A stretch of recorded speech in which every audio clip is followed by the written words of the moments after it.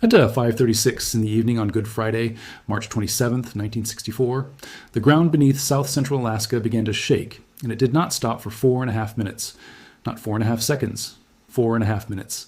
It remains one of the longest sustained periods of earthquake shaking ever instrumentally recorded anywhere on Earth.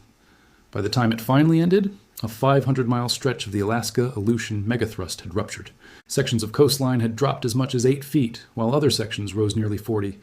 An entire neighborhood in Anchorage had slid into the sea, and a series of tsunamis were already racing outward across the Pacific toward Oregon, California, and Hawaii.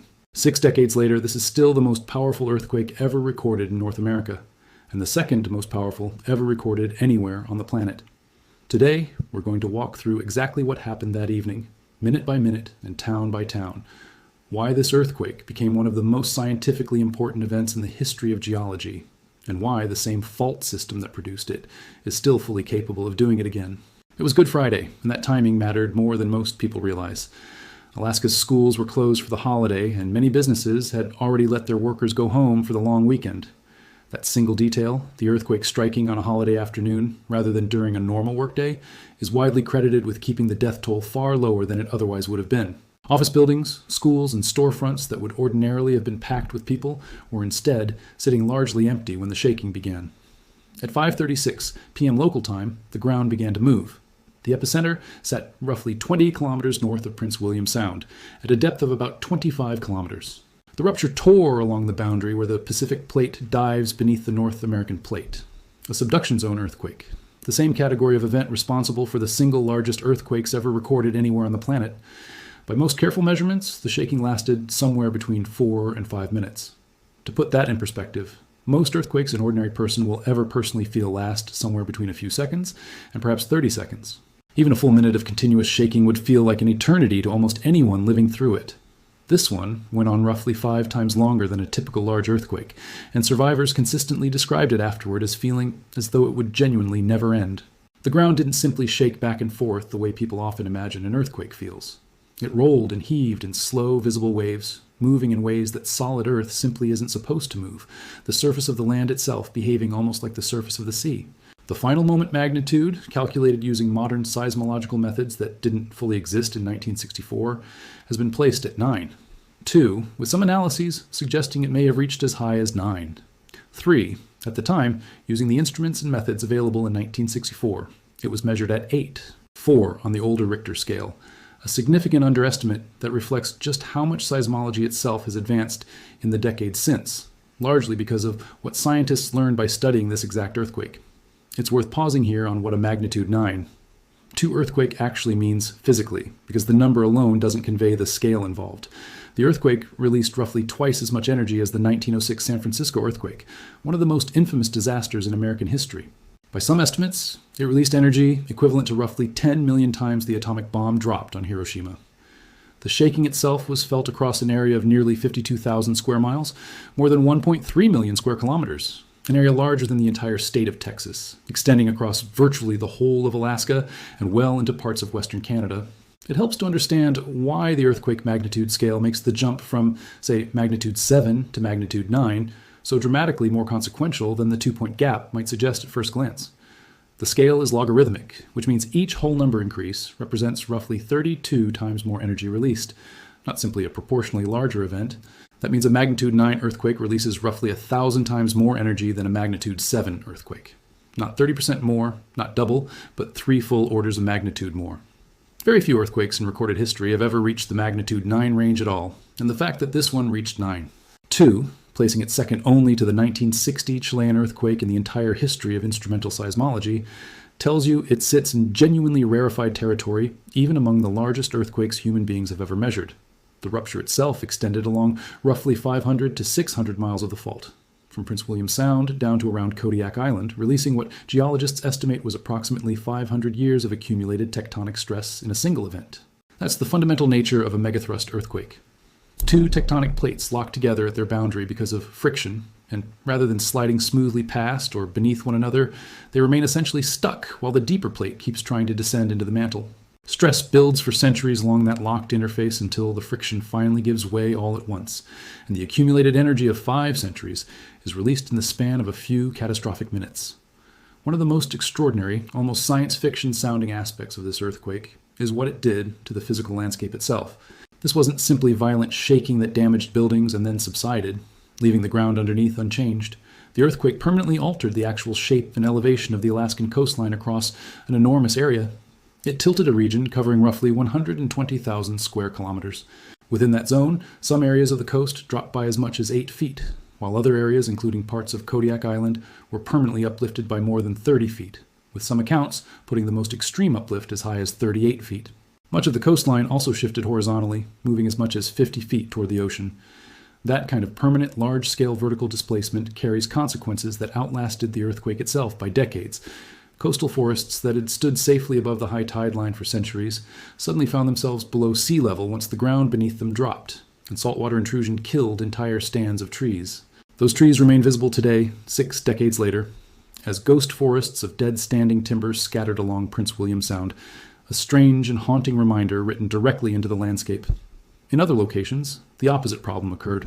Harbors and docks that had been built at exactly the right height for decades were suddenly stranded well above the new uplifted waterline, rendering them completely useless until they could be rebuilt to match the coastline's new elevation. Anchorage, Alaska's largest city, absorbed the most severe property damage of anywhere affected by the earthquake. And the mechanism behind much of that destruction is worth understanding carefully, because it's genuinely different from ordinary earthquake shaking damage. The city's downtown business district was hit by massive landslides triggered by the shaking, with one landslide alone dropping an entire section of the business district by 9 feet. The single most catastrophic incident happened in the Turnagain Heights neighborhood, a residential area built on a bluff overlooking Cook Inlet. The soil beneath Turnagain Heights underwent a process called liquefaction, a phenomenon in which saturated, loosely packed soil essentially loses its structural strength under the stress of intense shaking and begins behaving like a liquid rather than a solid. Once that happened beneath Turnagain Heights, a massive landslide was triggered and a section of the bluff, along with the homes built on top of it, moved roughly 2,000 feet, sliding down toward the bay below. Somewhere between 70 and 75 homes were destroyed in that single landslide event.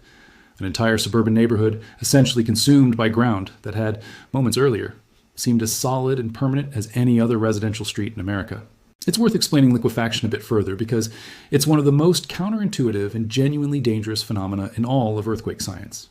Soil that is saturated with groundwater and made up of loosely packed particles, like certain types of sand or silt, normally holds together through friction between individual grains, with water filling the spaces between them under relatively low pressure.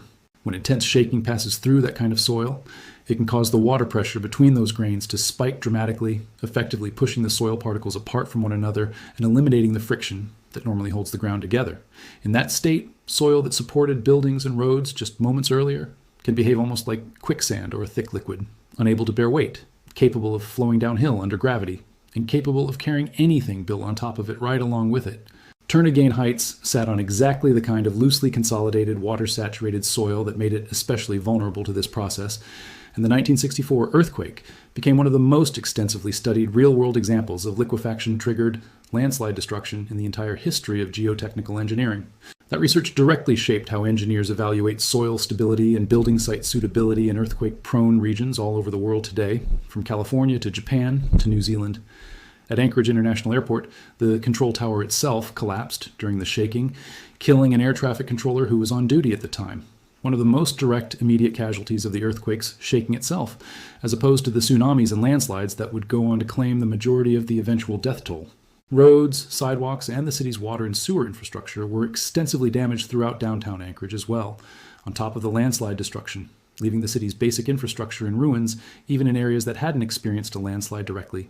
The town of Valdez suffered some of the most severe destruction of any community touched by this disaster, and it illustrates a specific, particularly dangerous category of tsunami hazard, the submarine, landslide-generated local tsunami, distinct from the much larger, slower-arriving tsunami the earthquake would eventually send across the entire Pacific Ocean.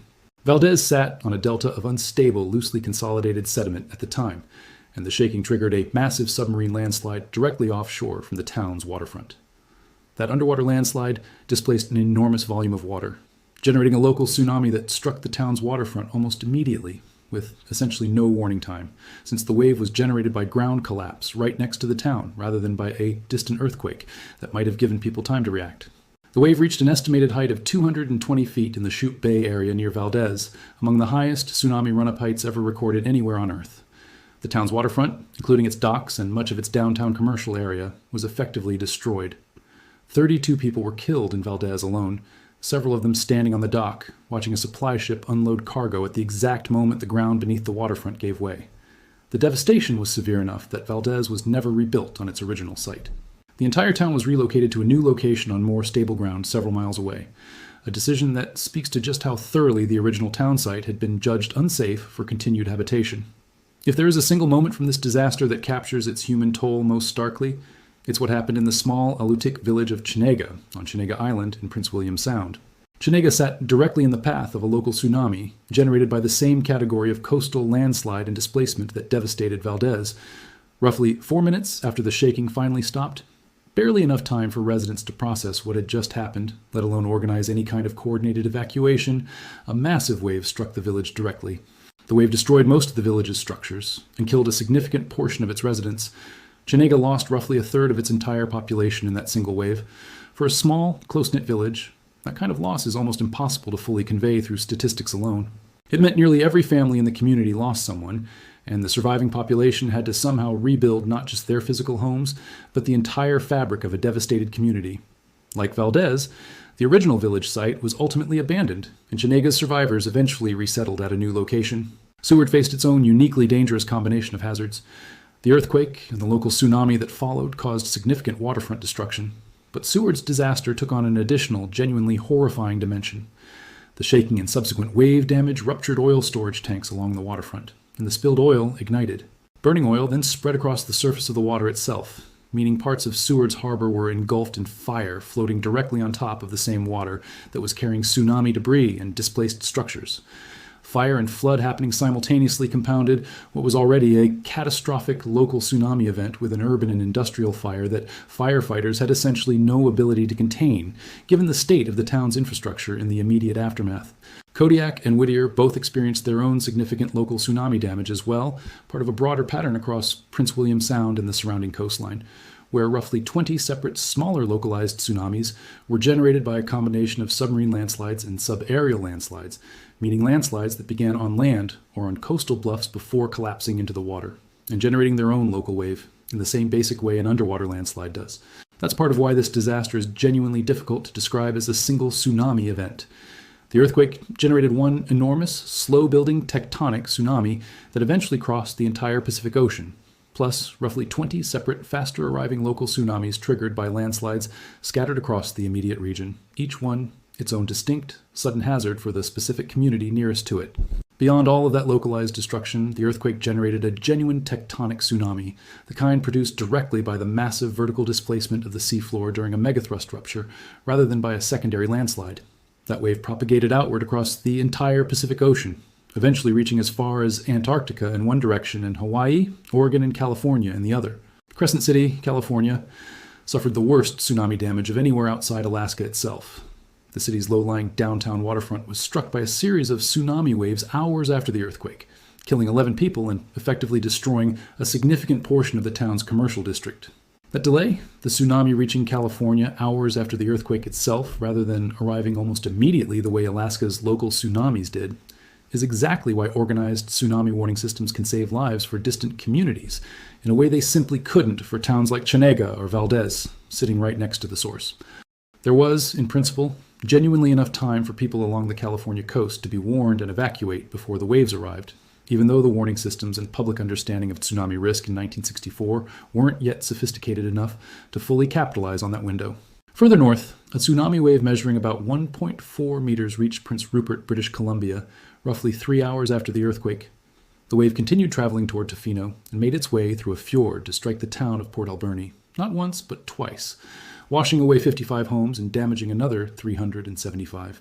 Total damage across British Columbia from the tsunami reached around 10 million Canadian dollars at the time, a substantial sum for the era, equivalent to tens of millions of dollars today. Hawaii, sitting directly in the path of the tectonic tsunami's travel across the open Pacific, also recorded wave activity, though with far less severe damage than California or the hardest hit parts of British Columbia. Different sources cite slightly different final death tolls for this earthquake, most commonly either 131 or 139, depending on exactly which secondary indirect deaths get included in the count and which specific agency's tally is being cited. The most widely used figure from the United States Geological Survey and Britannica puts the toll at 131. Of those, approximately 15 to 16 people died directly from the earthquake's shaking itself, including the Anchorage air traffic controller killed in the airport tower collapse, while the remaining 115 to 124 people died in the tsunamis and landslides that followed in the hours after the shaking stopped. That breakdown reflects a pattern seen consistently across major subduction zone megathrust earthquakes throughout history, including the 2004 Indian Ocean earthquake and the 2011 Tohoku earthquake in Japan. The shaking itself, however violent, is very often not what kills the most people. It's the water that follows.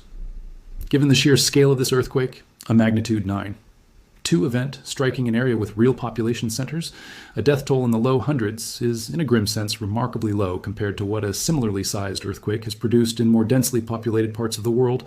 That's overwhelmingly attributable to two factors working together: the sparse population of the affected region relative to somewhere like coastal Japan or Indonesia, and the holiday timing that emptied out schools and offices right before the ground began to move. The disaster didn't simply end and leave the region to begin recovery in peace, either. On the same day as the main shock, 11 separate aftershocks measuring greater than magnitude 6. 0 struck the region. Each one on its own would have been a significant newsworthy earthquake almost anywhere else in the world, all compressed into the hours immediately following the primary event. Thousands of additional aftershocks continued to be felt across the region for more than a year afterward. A genuinely extended period of continued seismic disruption that complicated recovery efforts and kept residents on edge for months after the initial disaster had already passed.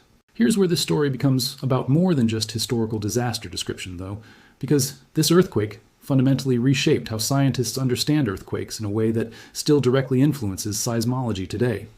George Plafker, a USGS geologist who became one of the leading researchers studying this event, conducted detailed field surveys of the coastal uplift and subsidence patterns across the affected region in the aftermath of the earthquake. His work on this specific earthquake became foundational to the broader scientific understanding of subduction zone megathrust earthquakes and to the elastic rebound theory of how stress accumulates and releases along a locked fault interface. Plafker's fieldwork itself is worth understanding in some detail because it represents a genuinely remarkable piece of scientific detective work carried out under difficult conditions in the immediate aftermath of a major disaster. He and his colleagues traveled across the affected region, measuring the exact amount of vertical displacement at hundreds of individual points along the coastline using barnacle lines, the visible boundary marking where marine life had grown before the earthquake, as a kind of natural measuring stick to determine precisely how much a given stretch of shoreline had risen or fallen.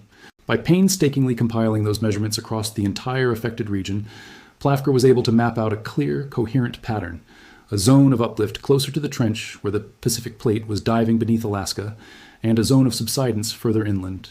That was exactly the pattern that elastic rebound theory predicted should occur as a locked bent fault interface suddenly snapped back into a straighter position during rupture. That match between prediction and measured physical reality was exactly the kind of clear, dramatic confirmation that the still developing theory of plate tectonics needed at that particular moment in the history of geology. This happened, in other words, at a pivotal moment in the broader history of the earth sciences, just as the theory of plate tectonics itself was still being developed and debated within the scientific community. The 1964 Alaska earthquake provided some of the clearest, most dramatic physical evidence, yet observed for exactly the kind of plate boundary process the emerging theory predicted. Direct, measurable proof that one tectonic plate really was diving beneath another along the Alaska-Aleutian subduction zone, with the resulting stress and eventual catastrophic release playing out exactly as the developing theory suggested it should.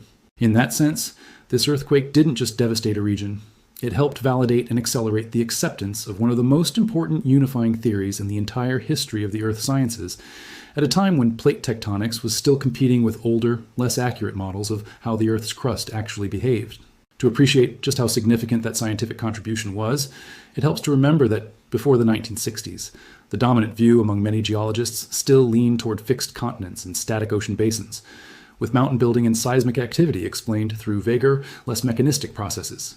The idea that entire slabs of oceanic crust could be sliding beneath continents, driving both mountain formation and catastrophic earthquakes, was still a relatively new and contested idea.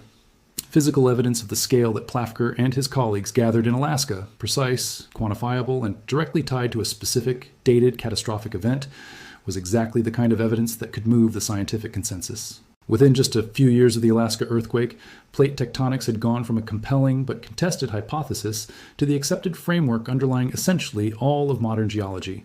And the 1964 earthquake is consistently cited by historians of science as one of the key pieces of the puzzle that helped make that shift happen as quickly as it did.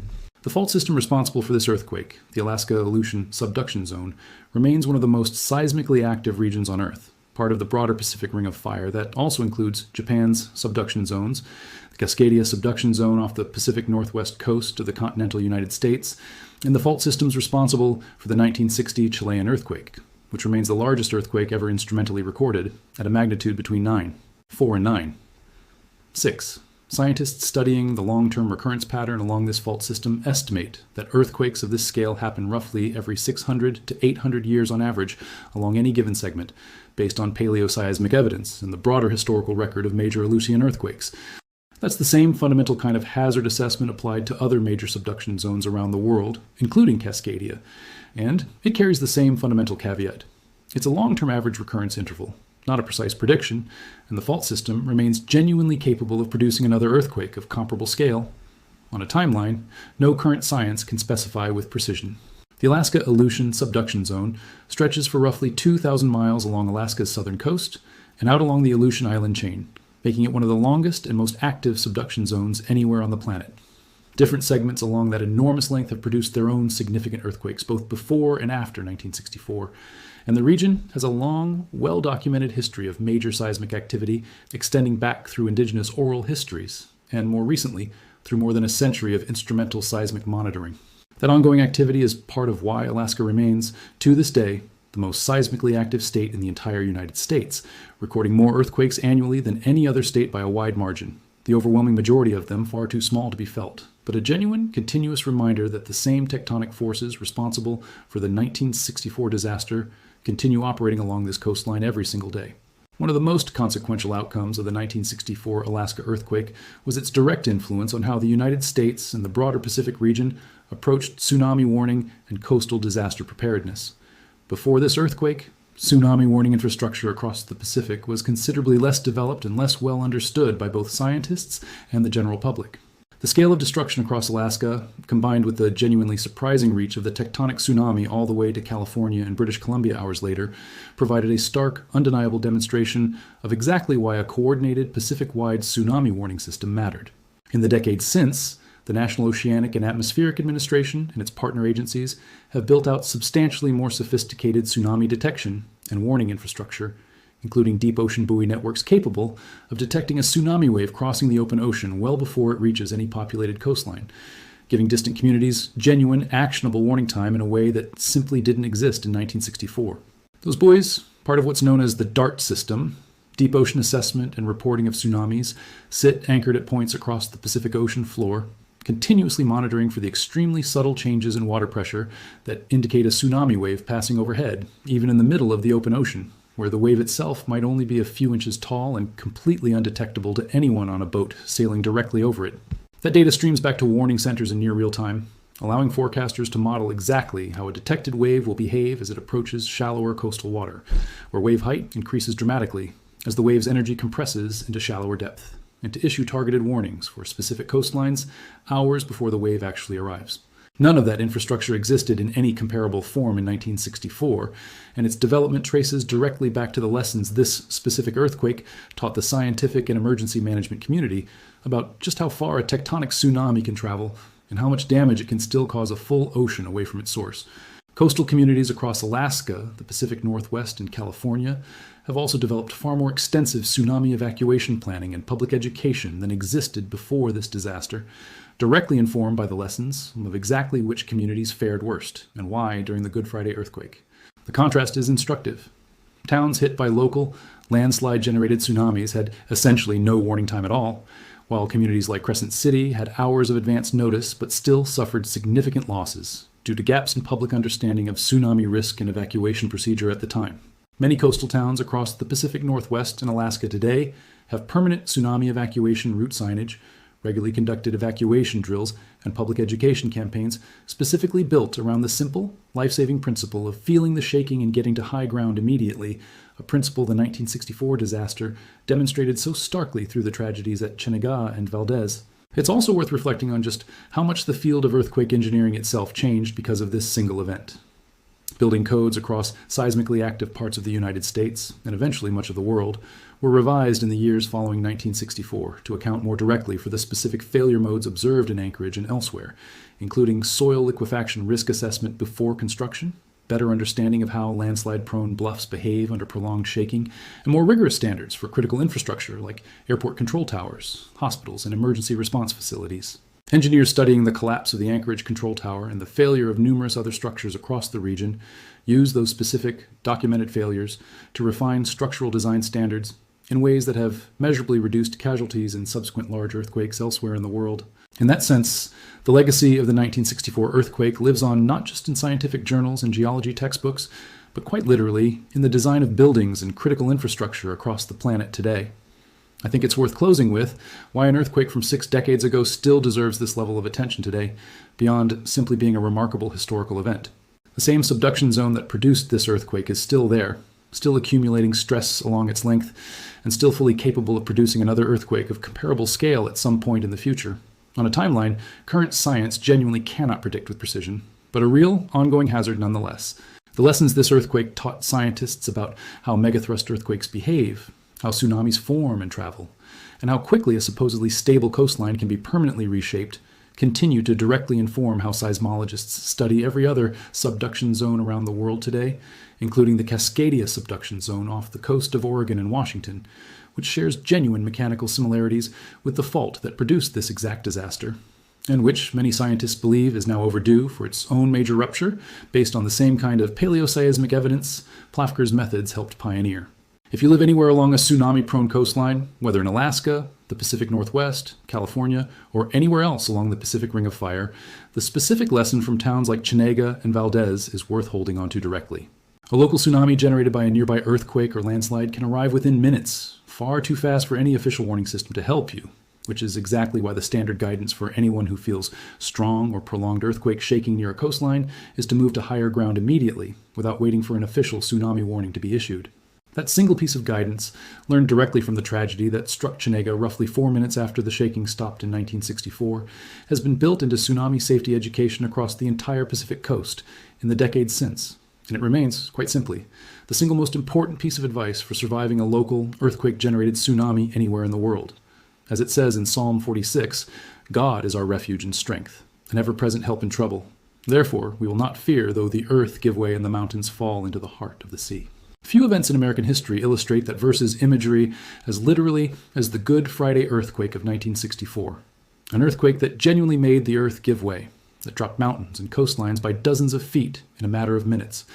More than 60 years later, the communities of south central Alaska have rebuilt, relocated where they had to, and carried forward the hard lessons this disaster taught the entire world about the power sitting beneath the Pacific's edges. That's worth remembering. It's worth genuine respect rather than either fear or indifference.